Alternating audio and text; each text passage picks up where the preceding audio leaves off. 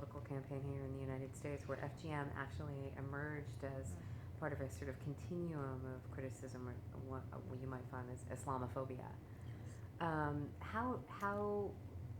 How would you think addressing ending FGM or being more having more advocacy widespread would help limit Islamophobia?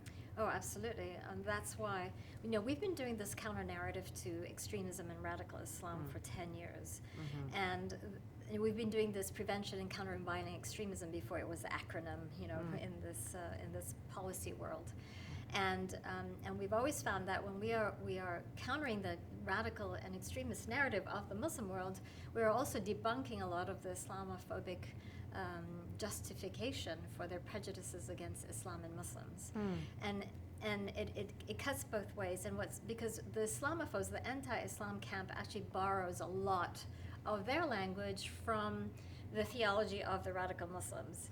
And so when we come out as progressive Muslims debunking this misogynistic theology, it really undermines the anti-Islam camp as well.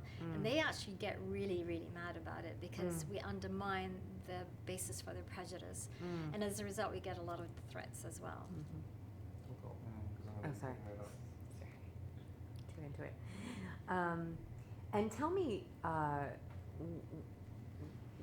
what excites you most about the launch of this FGM network to end FGM by 2030?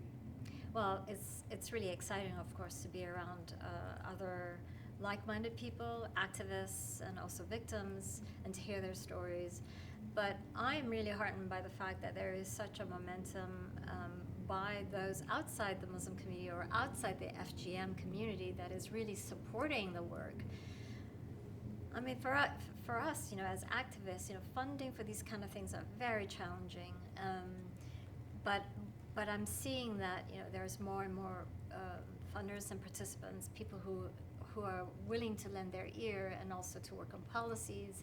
And it's not just in the United States, but it is really a global movement now. And I think the United Nations also had a really big role in that, in getting that language into the SDGs and Sustainable Development Goals for 2030, and how this is now becoming a real plan of action. So I'm feeling really hopeful, despite it all. I am feeling very hopeful that we will have a better world by 2030. And what would you say to American, particularly millennial feminists, who may not be that familiar with FGMC but are engaged